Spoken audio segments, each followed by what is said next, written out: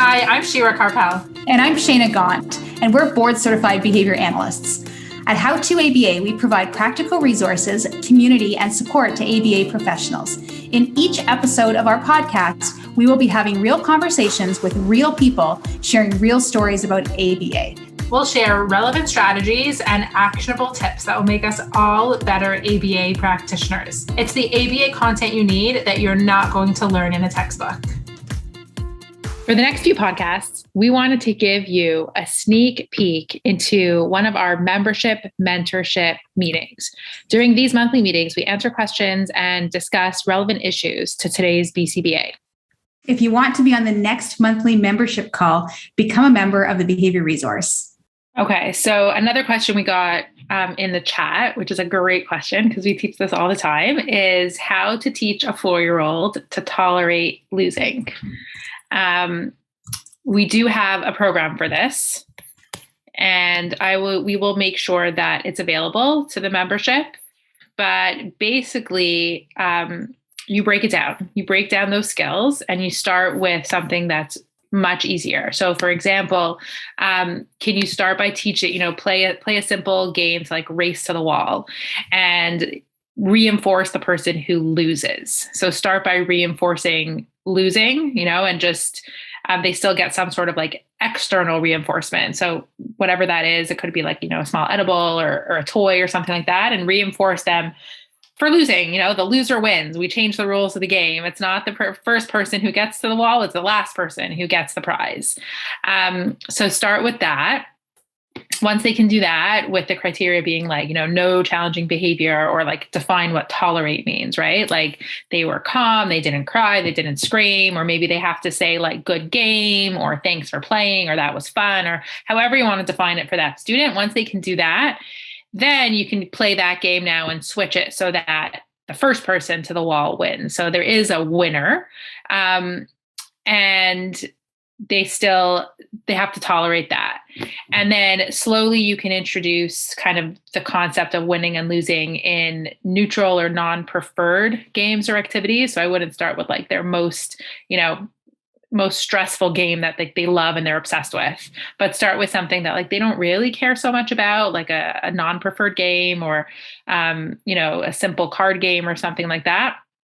And then slowly build up the level of what is the preferred activity, or the highest thing that's the hardest thing that it is for them to tolerate losing. We have a couple students who for years, it's a challenge. They need to be first in line, and we line up probably 10 times a day. Right. And it's like constantly they need to be first in line. If they are not first in line, then it's just the end of the world. Like it's pretty unfortunate.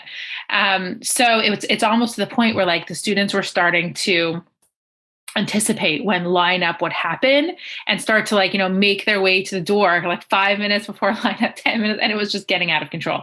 So kind of the way we got around that for some of the students was because it was so sensitive.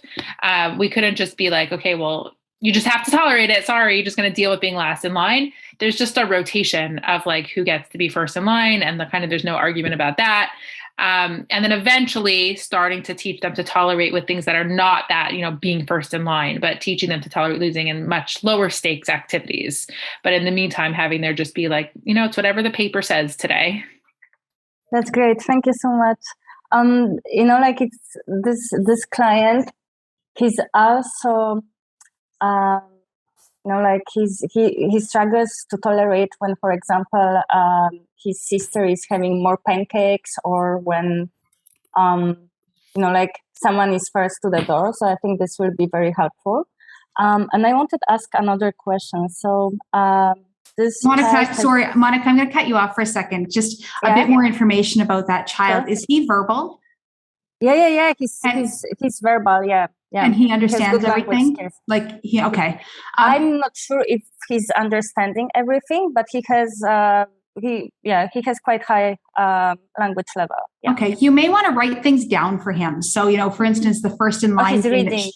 oh, good. So the first in line thing that Shira recommended, I've had kids who I just honestly, we try and tolerate losing. We try and tolerate all of that stuff. And they can do it some of the time, but it's still hard for them to keep it together all of the time. Mm-hmm. So if we prep them ahead of time, so for instance, like one kiddo, for instance, you can say, okay, so you're the line leader on Thursday. But other days, other people need to be the line leader. And you can write that out on a piece of paper for him so that he understands. Thursday is my turn, but I need to be nice and let other people be line leaders as well. Okay. All else fails, you could make him the leader and get him to pick a name out of a hat to see who's the next line leader or something like that. Yeah. If he's not tolerating his sister having another pancake, right before he gets to breakfast, you could coach the parents to write something down. So, like Sally might have 4 pancakes today, or she might have 2. It's okay if she has 4. Okay. Something Okay, like you can that. try this. Yeah. Yeah. Can I ask another question? Of course. Yeah. So this client, he was on 1 month break from therapy, and because of the COVID and traveling, etc. And he has recently came back, and this week the therapy started again. The therapy with him, and I'm just supervising twice per month. So we live in the Middle East, so it's a bit different way of working. Because it's not reimbursed by the insurance. But what happened, so mom told the therapist that they went to the mall, and in the toilet of the mall, he started screaming that she's not his mommy, to the point that the security came. So he was asking her, are you his mom? And he was saying all the time that she's not my mommy. And in her ID, it's they have different family names because he took the family name after the father. So she had to drag him out of the mall. That was very, very stressful for mom, and really, difficult situation. She didn't know what to do. And it was recent, he was a bit oppositional, but since he had this 1 month break, it escalated a lot.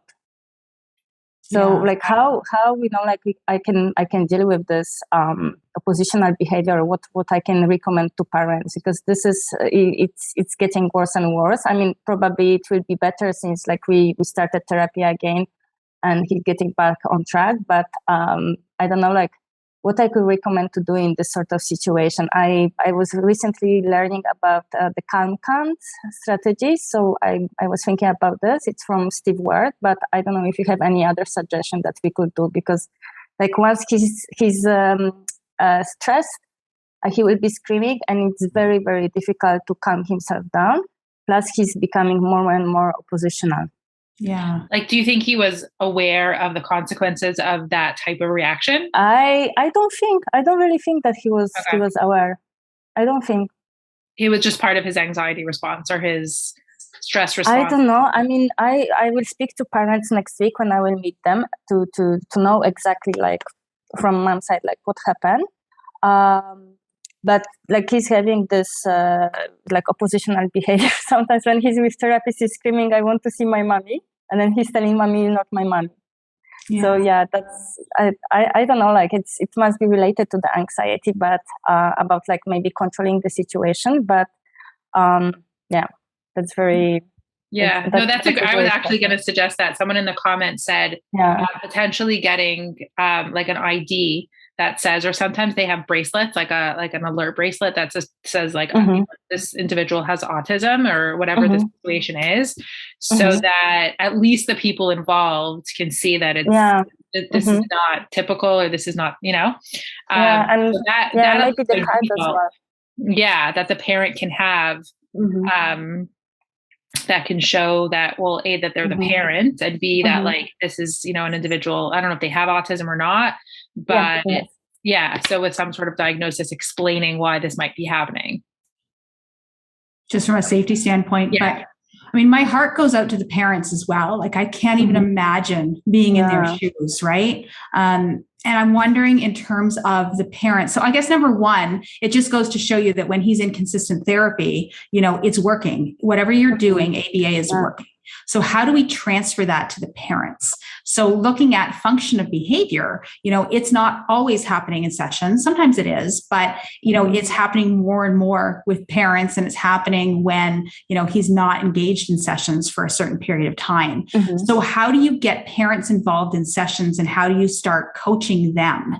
And that's what you need to look at, and also look at parent stressors. And I know this is hard because this is kind of like not in the realm of ABA anymore, right? But it's like, as a BCBA, you need to be a social worker, you need to be this, you need to be that, right? But if there's somehow, if parents can talk to somebody, if you can make sure that maybe they're seeing a therapist or can see a therapist or something, just in terms of like talking about this with some kind of support network would be great.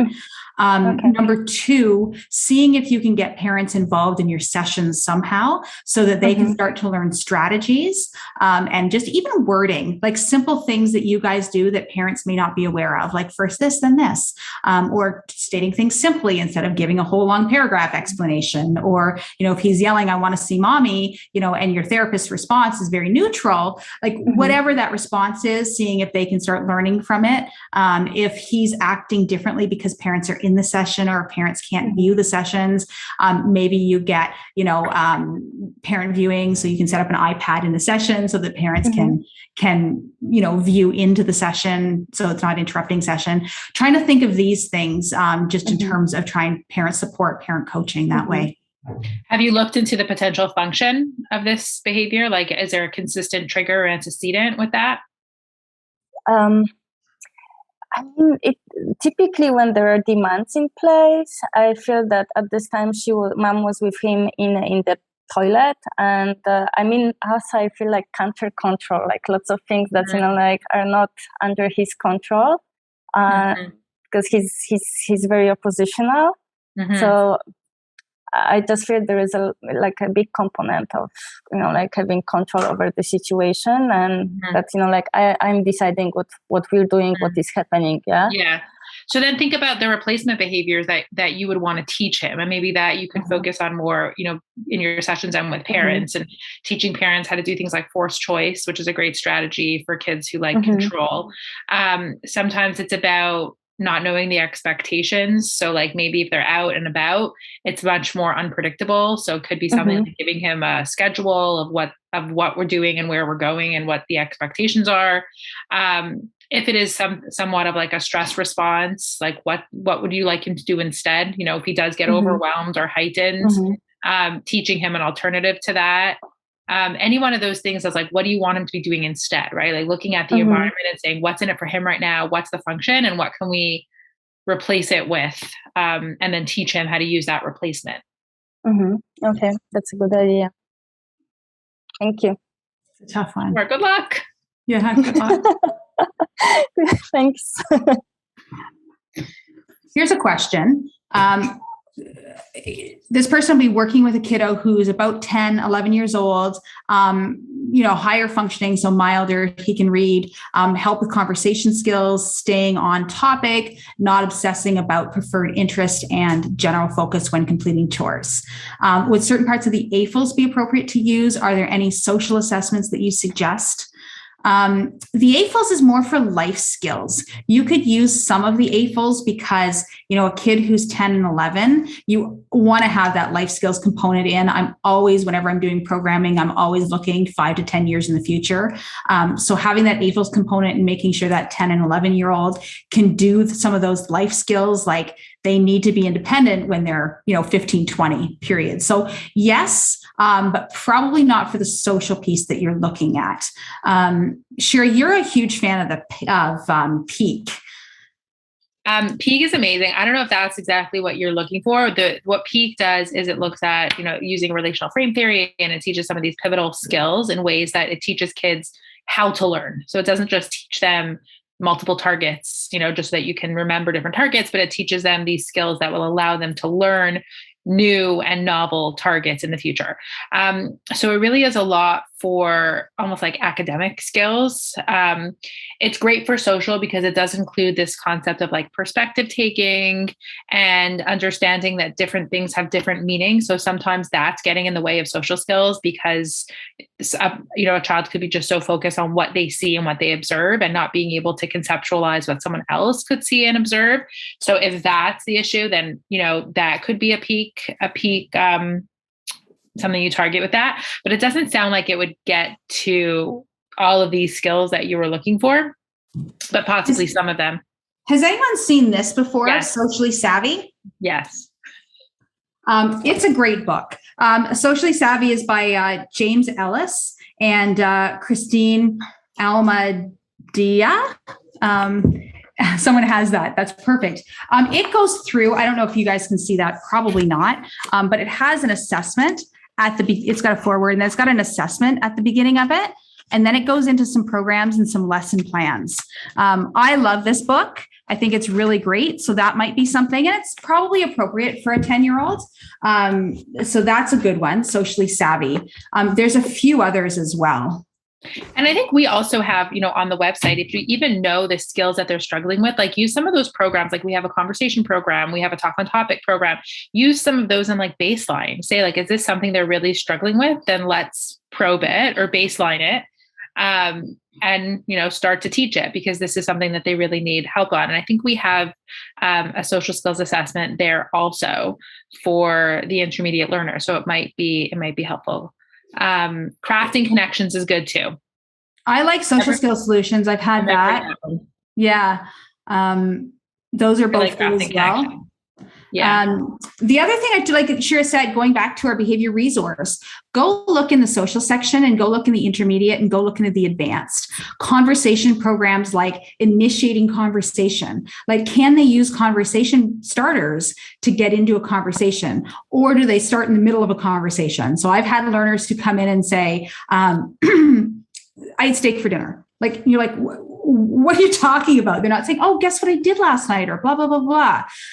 So learning how to initiate conversation is huge with these learners. Also maintaining conversation and looking to see how other people maintain conversations, what they talk about. Are they making comments back and forth? Are they, questioning, commenting back and forth, etc. I've had certain kids who will drill me with questions and never make comments. So we had to teach them how to make comments and not drill me with questions. We had other kids who don't initiate at all and they'll take it all in and not say a word. So sometimes we have to teach that. And other times, like I said, it's that initiation statements or talking about my day, guess what I did, guess who I saw, etc. So look at those programs on there. Mm-hmm. And there's so much out there with social skills. And I know this is like always such a common question that I see where like, what's the best social skills assessment, social skills curriculum, social skills assessment? And it's so hard to put everything an individual is going to need socially into an assessment. And even then, let's say they score really low on something on the assessment. And in reality, it's not something they're ever even really going to need. Like, does it even matter? Right. So much about teaching social skills is, you need some sort of baseline. You need to have an idea of like where they need to be. But is it completely dependent on an assessment and a curriculum? It's probably not. It's probably more, good clinical judgment and like looking at their environment and being able to say, well, they said something really inappropriate a couple times a day. So, I think that that's a priority they really need to work on. It may not be on an assessment, but like, this is important because, they may get in trouble. Those kind of things, or thinking about where their real deficits are.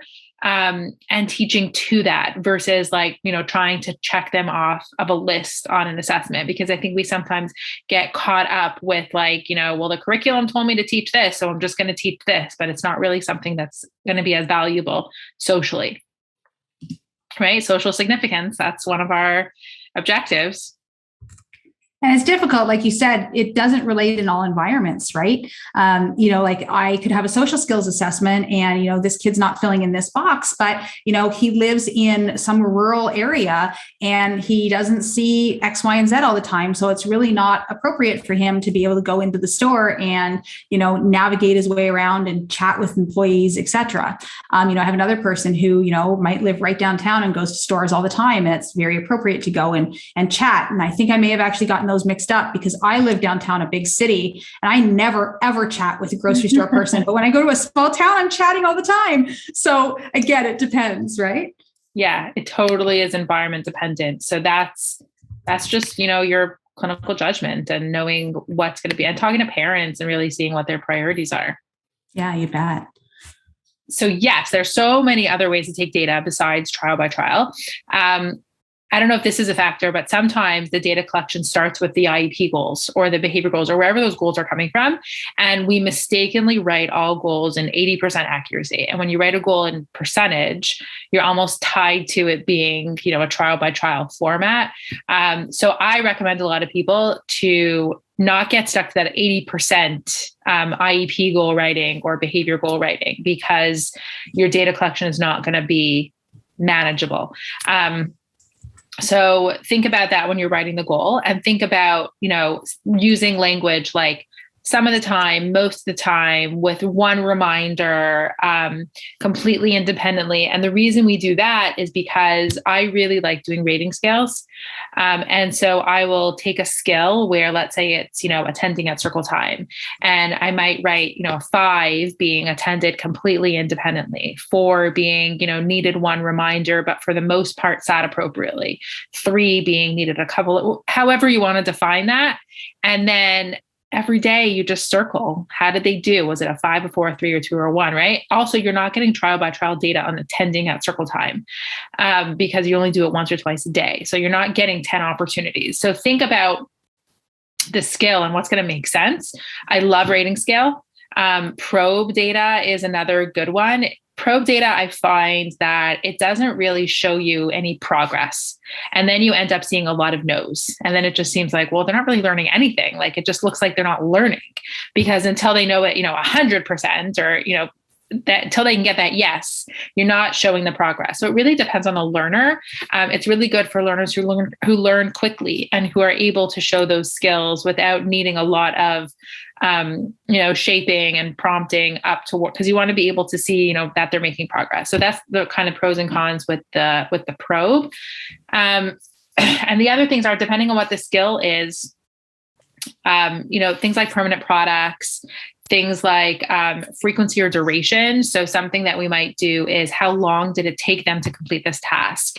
Might be a good thing. Or how long we do a lot of independent activity schedules, right? So like maybe the goal is that they can do an IES activity for 5 minutes, but we want them to do it for 20 minutes. So there's no trial by trial there. It's just duration. Right now they do 5 and then they're at 8 and 10 and et cetera.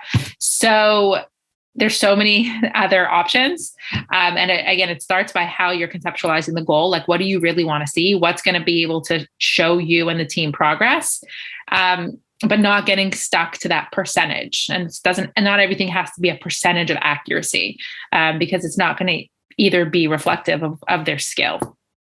When I address people at schools, I always ask the teacher as well. So, you've got something in the back of your mind, like Shira said, of like, okay, what do I want to measure and what do I want to see? Because it's not always 80%. I need to see yes or no, they're doing this or they're not, or it's time on task, or I need them to do it this many times during this time, or I need them to do it 0 times.